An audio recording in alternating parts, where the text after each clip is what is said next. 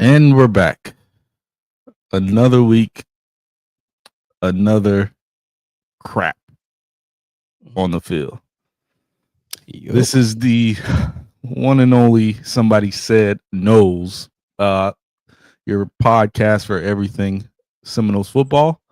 I'm your man, Unc Bayless, and the man to my right is the one and only Pumpy Johnson. How you feeling, Pump? At this point, I think that I have built up this callus for Florida State football right now. I don't think much That's a can hurt good way to me. put it. You know what I mean? I don't think much can hurt me right now. I feel like, you watch those boxing trainings where they just like constantly take jabs to the stomach to just build up their endurance. That's how I feel right now with Florida State football. I've built up enough. I can take a punch. I can take a punch. Yeah, I would say Florida State fans have to be the toughest when it comes to from an emotional standpoint. We've been on so many roller coaster rides, stemming back from when we saw the Christmas tree outside outside Jimbo's house. From that day to present day, we've been on such a roller coaster ride from the backpack days of the Willie Taggart era, to what we see on Saturday these days. But we're gonna be here for every step of the way, good or bad. We signed up for this podcast to cover Seminoles football, and that's what we're gonna do. Hopefully, it's more good than bad. We're still in the infant stages of the Somebody Said Noles pod, so hopefully we get more good in the future than bad. Hey man, you got to put it in the atmosphere, man. Put it in the universe. It'll happen. I hope so. A lot to talk about tonight, man. We played a game. We played another rival this past Saturday, and we dropped our second big rivalry game, losing to Clemson in Death Valley. They've been calling it Junior Death Valley all year, but whenever Florida State, I guess, goes down there, it's the real Death Valley. We dropped that one 24-10. Putting the Noles at 4-5 on the season, man. I wanted to start the pod off by just looking back at that game and reviewing what we saw, what we can take away, whether good or bad. I don't think there's much good to take away, but if you have any, I would love to hear that. I mean, Just review that game top to bottom, and then we'll touch on Mike Norvell again this week. yeah, man. In all honesty, you guys know I went back and rewatched the game. Me and 12 were there live for that one. Atmosphere always good. Again, at one of these days, you'd have to make that road trip with us up to Clemson, man. It's annoyingly great. It really is. It's annoyingly great. I mean, as far as the game goes, man, sitting back watching that game again, the more frustrating part of that game was the offense. The defense actually showed up. The defense did enough almost all game to keep us in that game. And I felt it was one of those games where who's going to quit first, right? And who's going to mess up enough to where they say, all right, man, we're done. And unfortunately, that was Florida State.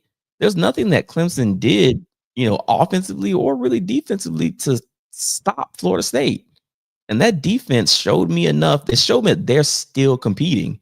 You see the Desirs out there. You see Earl. Earl's going to hit regardless, right? Yeah. I saw the linebackers. I saw Elijah Herring actually make one or two plays, surprisingly. Wow. I was blown away. Come on, man. I saw Rawls out there. He's always doing some stuff. So again, the defense did enough for me in that game to say, okay, hey, listen, whenever y'all are ready, offense, we gonna get another stop for you. Do something. It's funny. It's funny you bring up the offense, that the offense needed to handle business. And if you look at the numbers, you would think they handled business because they led the game in total yardage. They had the most passing yards, had the most rushing yards, most plays per yards, most first downs, third down efficiency. The nod went to Florida State over Clemson. But the one thing that they needed to tighten up was the turnover battle in which they lost. The turnover and penalty battle in which they lost. They gave up a fumble and an interception, and had 5 penalties for 50 yards versus Clemson's 2 for 17 yards, and that was the difference in the game. I'm not going to give the defense too much because you still lost to a quarterback that was operating on one leg, and he made enough plays to win the game. Although the offense didn't do enough, I just think this defense or this team as a whole, we keep saying that they're one play away, but why can't we make these one plays when they need to be made, especially with a hobbled quarterback, man? I I don't know. I mean, what'd you see? There's a stat that doesn't show up in the stat book. Drops, man. You know what I mean? If you go down the box score, you're not gonna see drops on there. They drop so many open plays. You know, Randy Pittman, you're used to seeing Randy make that catch. It was surprising. A touchdown. Jalen Lucas, it was a tough play on that wheel route, but if he catches it, honestly, if it's a better pass by Tommy, he's probably off to the races. That might be a touchdown, right? We saw Squirrel White wide open, nobody around him for 10 yards, but Tommy overthrows him by 10 yards. There was so many bad throws by Tommy, and again, I think that we know Tommy's been hurt since he got rolled up on in the Kent State game, I think it was. Yeah. We know he hasn't been right since. But my issue with that is if I can see it, I know they see it. And we see that Tommy is he's overcompensating by throwing off of his back foot. He's throwing off, and he's not that kind of passer, right? He needs to be set. He needs to throw at accuracy. He needs to do all these things. So when he's trying to sidearm and do all this other stuff, bro, you're not that guy. You're not that guy, bro. So do something else to where, okay, maybe we can get Sperry. At this point, put Sperry in. You know what I mean? Get somebody that can make a pass and do that kind of stuff. So, yeah. Well, I think the reason they're sitting Sperry is they're wanting to preserve the red shirt, as if that matters nowadays. Because we don't even know if a lot of these players are gonna make it through their full career as a Nole. So in this day, you asked it in the group chat. Does red shirt does preserving the guy's red shirt really matter nowadays? And to answer that question, I don't think so, because it's a microwave society. People want quick results, and a lot of players aren't sitting multiple years and waiting to be developed nowadays. There are a few that are. But I'm kind of with you after thinking about it some more. What else can we get out of Tommy? That we haven't seen. You might want to start getting the youth movement going. You get Sperry in there. You get Uzman some more carries. I'd like to even see 18 at tight end. From time to time. Let's see what we get out of Landon, because we have. I mean, he was the best receiver from a putrid offense last year, but he showed a lot of promise. And he's been nowhere this year, right? Yeah, we barely seen him on the field. He caught one pass Saturday, but let's get these younger guys in there. Keep the O-line intact, because God knows what's behind those veteran guys. But these young skill position guys, including Sperry, I think it's time to see what we have. It can't get any worse. The question that I had, though, so you're through with Tommy pretty much, because he still has some eligibility next year, but I think we all agree that we've seen enough this year. But what do you think moving forward for Tommy? There's no reason for him to be here. You know what I mean? I think that we came into this season believing that we had an up and coming, freshman quarterback, something that we haven't had in a while. We had hype for or hope for Luke, right? It didn't seem like he got developed. Okay, we've seen Sperry play. Okay, we kind of like what we saw. What's the point of bringing Tommy back again, especially if we're bringing in that'll be a topic later. If you bring in a brand new regime, why would they want Tommy? Tommy's only here because, well, Mike can't get anybody else, and we had to go get Gus, right? Yeah. But also, we know Tommy's one-dimensional, and we've seen that through the course of these last 6 games, that when Tommy can't use his mobility, well, then there goes half your offense. There goes 75% of your offense, or what he's capable of doing, right? And again, we saw what did I say before? In the game against Alabama, which is probably his best game of the season, honestly, he only threw the ball 17 times. which is what do you want Tommy to be? You don't want Tommy to throw the ball more than 20 times a game. He threw the ball 45 times against Clemson. You're not. If you just showed me Tommy threw the ball 45 times, didn't show me the score, I would say, yeah, Florida State lost. That's an L. There's no reason for him to throw the ball that much. So why do I need to run that back if he's one leg injury away or lower body injury away from being this? I don't need to see that anymore. Give me a passer. I agree. And part of it could be there's a huge contract on the table for Tommy, and the powers that be are going to ask, why are we paying? The number was 800,000. It could be $1 million for a quarterback that's sitting on the bench. So that could be it. But anything outside of this year, I think Tommy, he was a good college player at Boston College, a good overall college player, but he's not a championship winning quarterback. So I think it's time to look to the future on that. Speaking of players that we don't want to see, I'm going to have you put the GM hat on and talk about players that we do want to keep offensively and defensively, looking to the future. Okay. We can start with the offensive side of the ball. So Deuce, he's gone. We could just cash that. First round pick, right, at this point, in my opinion. I think Deuce is nothing later than a second round draft pick. I think he's put so much on the table. I think put so much on film this year. He can do everything. He's got the speed. He's got the size. We've seen him make some ridiculous catches. Great hands, right? There was one catch that they called incomplete against Clemson where he caught it between his legs. I don't know if you saw that. Like dude was draped on him. That was a catch. That was a catch. Right? And he pinned it again. I'm like, how did he even have that kind of concentration? That ball, that was nuts. But we've seen him make catches like that. Yeah, sidebar. The refs were terrible in this game, man. And I know, like, you can't leave everything on the refs, but that one catch by Deuce, you didn't review that one. Then you reviewed the LaWayne McCoy touchdown. Then you reviewed the Clemson interception that was clearly out. It was just some bogus officiating. But sorry to continue. Sorry to cut you off. We're used to that, but no, we can't expect Deuce to come back. He's go make your money, big man. I wouldn't even want him to come back. To what? Yeah. What are you coming back for? Make your stock worse. Pretty much. Yeah. But I would love to see Mekhi Danzy. I think that he has a lot of upside. Honestly, that speed is great. We've seen him do some things on offense. In the wide receiver role.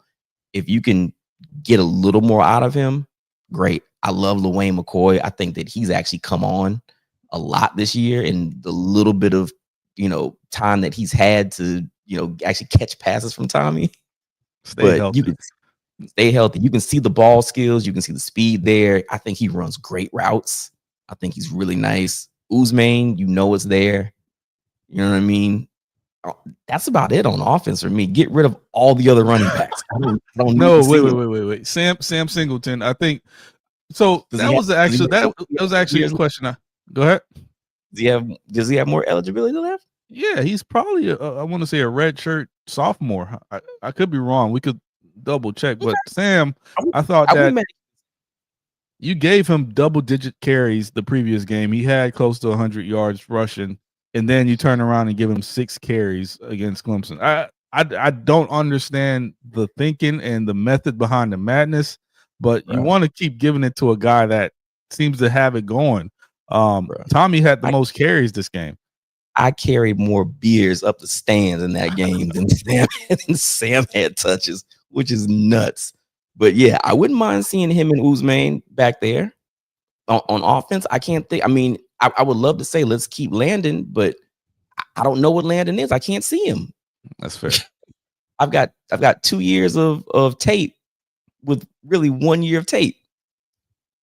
No, I'm on offense. That's me on offense. Now, if we transition to the defensive side, the resounding keeping is would be the Twins. You're keeping those Twins by any means necessary. For me, Juju, you gotta, even though we didn't see much out of him, Juju, when you gotta that body, that power doesn't grow on trees, especially as a freshman. We saw him in a short amount of time, but he wasn't getting moved. He probably wasn't disrupting the backfield, but that's a true freshman playing on the interior, and he wasn't getting moved at all. So you put that with those two freshmen. And I actually like Amari Williams with just getting more time to develop on the defensive side. Enough of that tight end experimenting stuff. Focus on rushing the passer. So I'll keep those guys on the defensive line. Linebackers, clean house. It's clean sweep. Ain't nobody there. Flush them off. Keep Ethan just out of respect. Keep Ethan. He shout out to Ethan. He got released today out of the hospital. So shout out to Ethan. But everybody else, man, clean house. I don't see nothing there. I like Juice Cryer. Might be a politician one day. Great kid. Great kid. Blake, Florida State. It's too big of a place for Blake. He might want to go back to Cal or find a lesser team. He's a solid athlete, but he just doesn't see it enough for me. So yeah, I would clean house in the linebacker room. DB, we think Earl's going to the league. Why would you come back another year? Yeah, I don't see why he will, unless for whatever reason he thinks he needs another year or put some. I feel like Earl can get a little bit better. That the intensity, the aggression is there. He's going to come down. He reminds me of a poor man's LaMarcus Joyner, right? Undersized, come down, make plays, make hits, but he doesn't see the field the way LaMarcus saw the field, though. That's the only thing. I think that his awareness can get better, right? Because we've seen him get exposed by his aggression, right? If he knows how to dial it back and pump it up when he needs to, I think he'd be great. I think he could use one more year, but he could be a late draft pick. And I think with his style of play that you could be risking injury coming back. Not every day a strong safety leads the team in tackles or free safety, whatever safety. We got 3 back there. I don't know which one he is, but not every day you see a guy in the secondary leading the team in tackles, and he leads the team in picks. I think he's up to 4 now. So with that kind of stat plus what you're putting on film this year, why take the chance in coming back? Hey, get your money. I feel one more guy going to the league or keeping? Oh, keeping. I feel like there's one more guy you're missing. Enlighten me. Jabril Rawls. Oh yeah. I was going there. Okay. I think he's been the best defensive player on the team this year. He's talk about Earl being caught out of position. We haven't seen Jabril out of position all year. He's always that Alabama game. He made that tackle to close the game. He got beat on a slant early in the Clemson game and recovered and disrupted that pass to prevent a touchdown. So he's putting some good tape on film. So I think it's a matter of how much do you love Florida State, because you would think he might be one of the top corners in the portal if he decides to enter. So I would hope they throw a bag at him or do whatever it takes to keep him.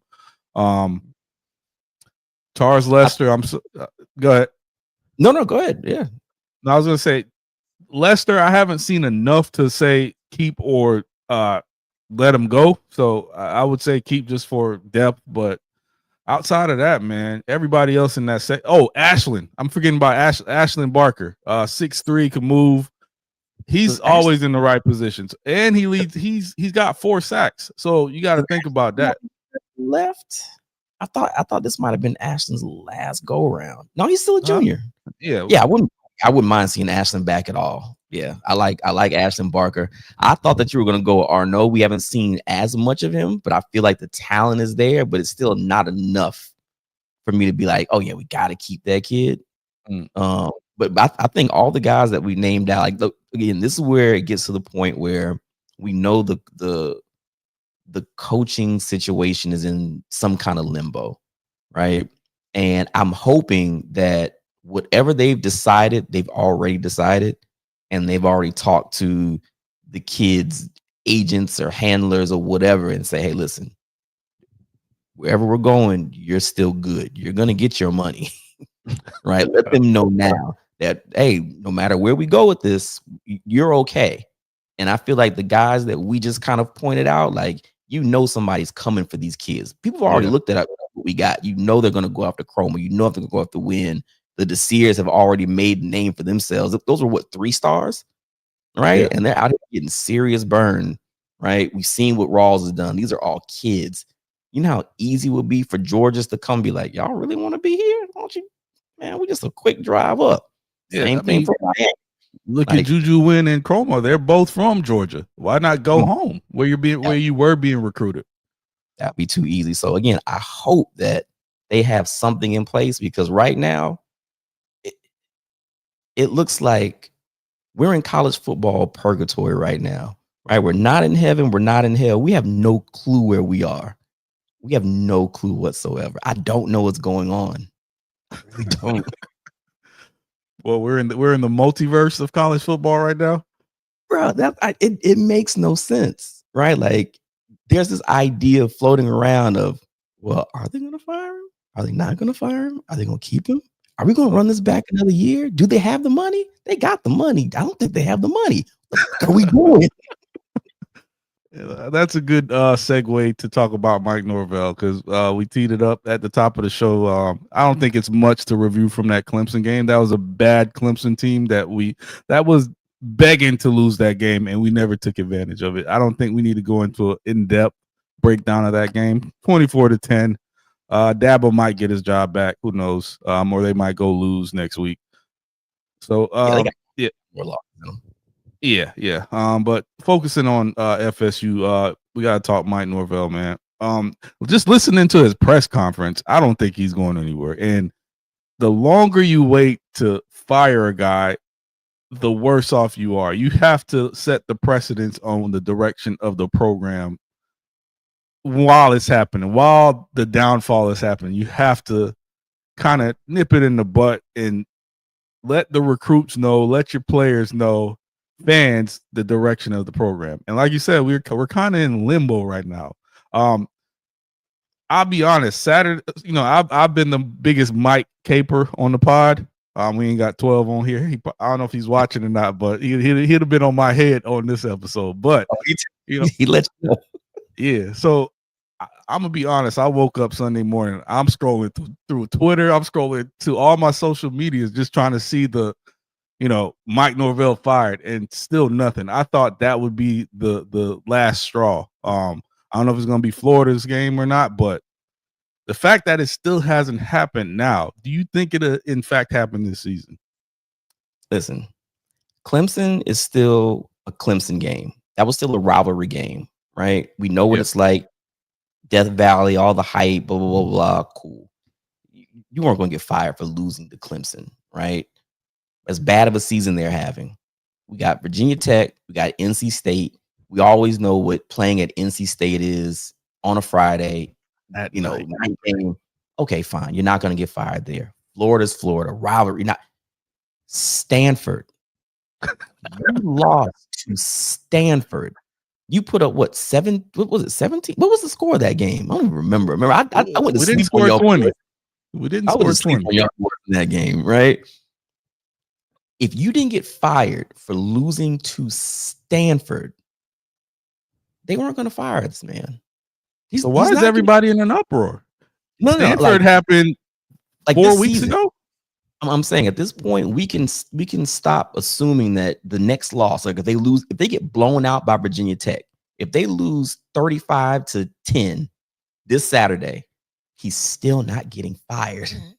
That's because they're going to win 45-10. This is the type of team this team is.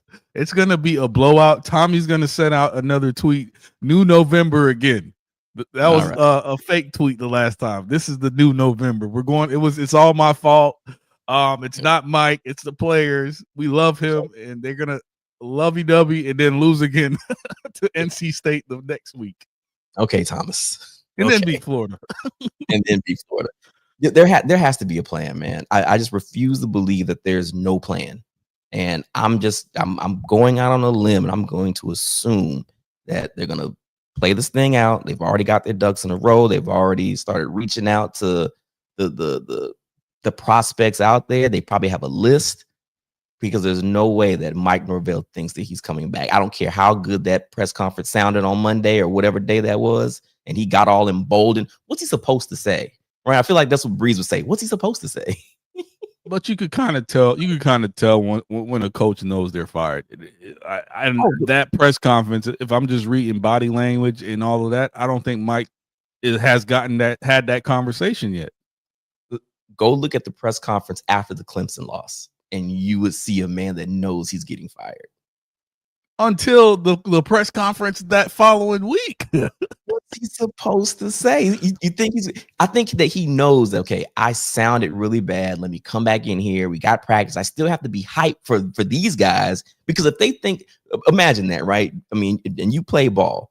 If your coach is out there at practice and you can tell, man, yep, that nigga quit, you gonna quit. Yeah, I mean, yeah, you're a reflection of the leader. And y'all got 3 more games of this. So if he quits, he had to sound like that at that press conference, because he sounded like shit after Clemson. Which is fair, but then you look at the press conference, I want to say Tuesday, and he's projecting to what they're going to do in the future. No one talks about the future when they don't have a future. He's talking about players that's going to come back and players that they're looking to take a step next year. And we've raised trophies before and we could do it again. No one's talking like that. I understand what you're saying. It's okay to talk with confidence about what's happening in this season and what's in front of you, but to project into the next year and what you're going to do, he's either insane or he's not getting fired. I think it might be the latter. I think he just insane. And again, I honestly believe that he wants to make Florida State football good. I think that he's very genuine in that. I just don't think he's a good football coach. All right. On a Florida State, on this kind of level, I think that he'd be fine at an Auburn. Or he'll go to Wisconsin and make the playoffs. You know what? Boom. There you go. Go to Iowa. He'd be a great Iowa coach. Get 8-4 every year. Cool. Wish him the best. Pump, get out of firing Mike. If you're running the show, you're firing Mike. Who are you hiring before we close this out and preview the Virginia Tech game? And we're gonna have to talk about this every week, because Mike's gonna get fired every week until he actually gets fired. Mine's getting canned. If you want the big name that you know is going to, put butts in seats and move the needle, it's got to be James Franklin. My only fear of that, and hopefully, and I don't know how the complete structure of what his buyout is. Like, I know most buyouts, the team that you left will offset what you're getting paid or whatever.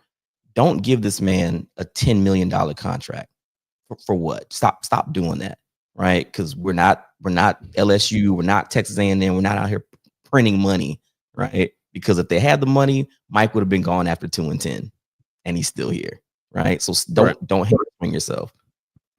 But if you can get a coach like that at a reasonable price, cool.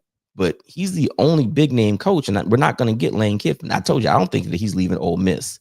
So if you're not going to get him, it has to be a guy that's performed at a P4 level. Like, don't get me another Memphis guy. Don't get me another Willie Taggart guy. I don't want those guys. Don't get me another Western Kentucky guy.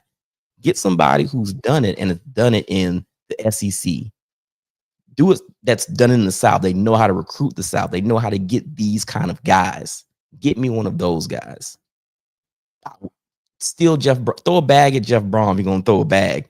I wouldn't mind getting Brom from Louisville, because he knows how to beat big boys and he knows how to recruit. Those are my 2 names. And Mike, take a pay cut while you headed out the door. You owe us that much. Not that I think he's gonna get fired. I've been holding my stance that he won't get fired. I think I'm in the minority. But if I had to choose a coach, I've been thinking about it a lot, and I'm a wide receiver guy. And go get Brian Hartline. If you say you know what it looks like, you've been sitting under Ryan Day, and you see what a big time program looks like. Not necessarily getting them from a schematic standpoint or play calling or inside the lines kind of guy, but from just a recruiting standpoint. His name rings off. He gets any receiver out of Florida he wants, any receiver out the country he wants. Chris Henry Jr., who's the number one receiver of next year's class, is already committed, and he's a dog. So if we go get a guy like a Heartline, it's going to bring a lot of talent, or keep a lot of talent in the state as well. Bring talented guys like a Chris Henry Jr. from California. So that's if I'm going with an up and coming name, I'm with you, Pump. I'm not going to get an up and coming guy from UNLV or Memphis. You know, get an up and coming guy that's an offensive coordinator or a big time coordinator from one of these big time schools. You know why I actually kind of like that pick though, Unc? I'm not going. I know that you've mentioned his name several times. You've been on that train for a while. The reason why I like that pick is it reminds me a lot of what Florida State basketball is doing with Luke Loucks right now. I mean, and he's been able to get, like, the recruiting class that Florida State just got is so beyond what Florida State should get, right? They're out teams like Kansas and Kentucky for guys, which is weird. But he doesn't have the experience, but he comes from an organization. He worked for the Warriors for years, so he knows how that structure should be. So to your point, Heartline knows how, for whatever reason, Ohio State always has talent. They always develop. They're always there. We always think they're overrated, right? But they always perform. Like, that's, you have to give Ohio State their credit. They know how to run that organization. So if that's what you're bringing here, yes. And Mike always says, "I know what it looks like." No, you don't, because you didn't see it at Memphis. You didn't see it at Arizona State. So you got to get a guy that actually saw it. You know, if we're gonna go that route, you know, because what do you mean you know how it looked? How is it supposed to look? Was it the 2023 year? Well, maybe. Honestly, we all know what it looks like. We just can't all do it. Mike can't do it. I can say, hey, I know what it looks like. I watched Bobby Bowden in the 90s. I don't know what the hell he was doing. Right. You weren't inside the building. Right. That's what Mike is doing. Like, oh, yeah, I know what it looks like. Yeah, that's cool. We all do if you got eyes, nigga. But do you know what it feels like consistently? I don't think so. You know who knows what it looks like? My guy, I done lost his name. Come on. Old guy, D-line coach from years. He's still Odell. Odell knows what it looks like. He just doesn't know how to do it. Just doesn't know how to do it. It's okay. All right, well, that's enough for this week on when will he get fired. I think we should start a segment until he gets fired. When is it gonna happen? So moving forward, man, we're 4-5. Got Virginia Tech coming in the dope 7:30 game. Virginia Tech, they're 3-6. The line is minus 14.5 for Florida State. And like I said, this could be a 45-10 Florida State game just for them to turn around and lose to NC State the next week. How do you see this game going? Who do you got? And give me some key players.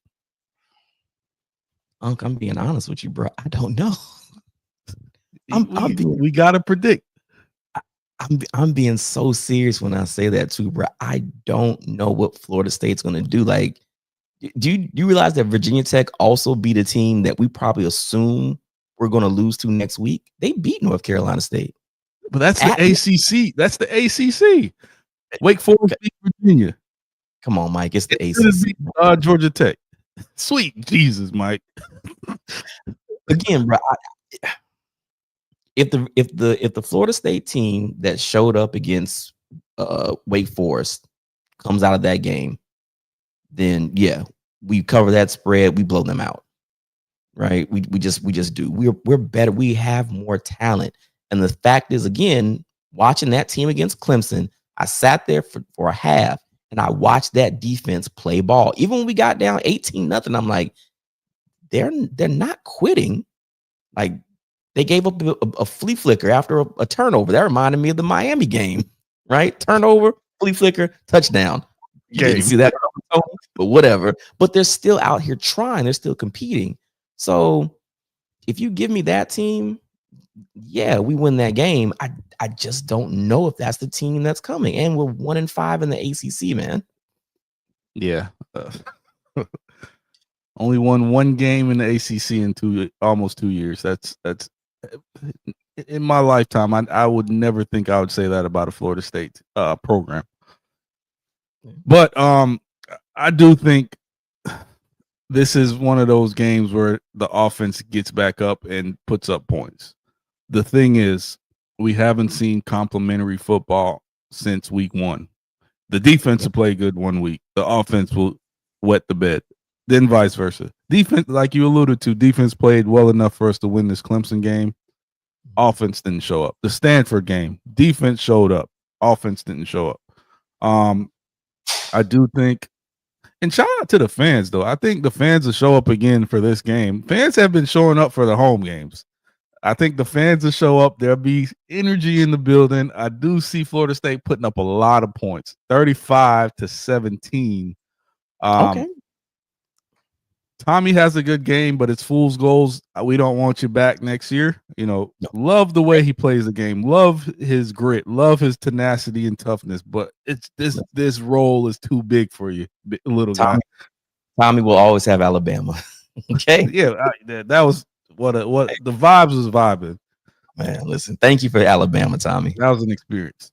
But I do think Tommy bounces back, has a good game. We run the ball really well. Deuce goes over 100 yards again. Squirrel, I've been rooting for Squirrel every single week, and I think I'm off the Squirrel train at this point. It's just I seen a meme. They showed Squirrel stats in Tennessee versus what's happening this year, and they said the grass ain't green on the other side. And you got the money, but was it worth it? And it's not looking like the move was worth it. Hopefully, he still gets an opportunity in the NFL, but I don't think he's going to do anything in this game because I haven't seen it all season. He's catching punts, though. I will say that he is catching punts. I mean, if Tommy can just throw him, maybe Tommy missed him on a couple, but he's missed him on a lot of passes. Matter of fact, if you want to be honest, the one highlight that we have of Squirrel is on a bad Tommy pass still. And he laid out for it. Yeah. Lay out for that pass. Because if he doesn't lay out, it's probably a touchdown. But the crazy thing is he hits Makai on every single deep ball on the money, and that's the fastest guy on the team. It's baffling. Listen, Makai, if he wasn't Makai, it'd be 10 yards over his head. Makai just has world-class speed. Yeah, you got to be an Olympian to catch Tommy's deep ball or be 6'6". Or 6'6". One or the other. All right, Pump. Before we get out of here, any players of the game, any parting words for Noles fans out there? Man, players of the game. Yeah, I'm not even going to go out the box on this one. It'll probably be, like you said, Deuce. Deuce will probably get busy because Deuce always gets busy. On defense, let me see one of the Desir. Let me see Manuel Desir get busy. That'll be my defensive guy. Okay. There was one guy we forgot to mention in keeping. I know you might not be a fan of him, but defensively, I like Edwin Joseph. As long as he's got his head on straight, he reminds me of a lesser tier Honey Badger. He's just that guy that's always around the ball. Sometimes he doesn't finish plays, but he has a nose for the ball, and I think he could develop into something really good. So I'm going to have him be our defensive player of the week for the Virginia Tech game. Okay. What were you going to say?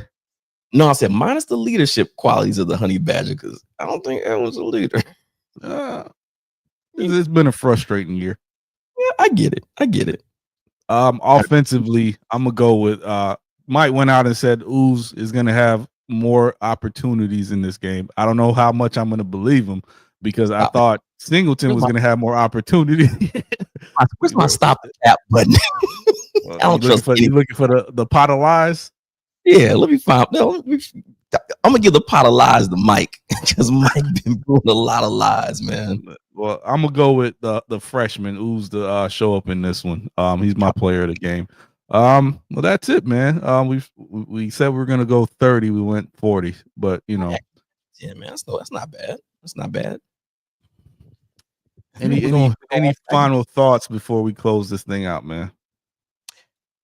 You know what? If you said shout out to the fans, and I was with you on that actually. because I thought about it. I thought that they were going to show up for that Wake Forest game, and I know it's homecoming. I thought they were going to show up just to boo, honestly. No, the fans been legit this year, man. Fans have been legit, and you know what I mean. I think that FSU just owes it to those fans to give us something, right? Stop leaving us in limbo. We invested a lot, right? And I'm a booster. I'm not a booster the way that some of these other boosters are.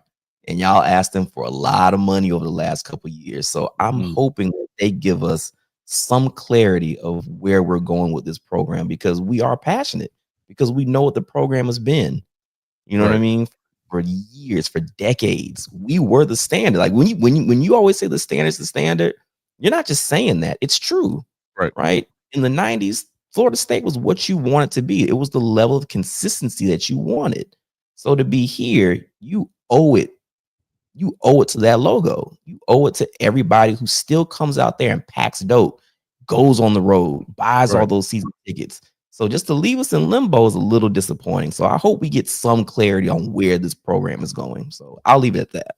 All right. And to close it out, the fans are the ones that's always going to be there. Players come in and move on and don't return. Coaches, they're passing through, but the fans are the consistent ones year in and year out.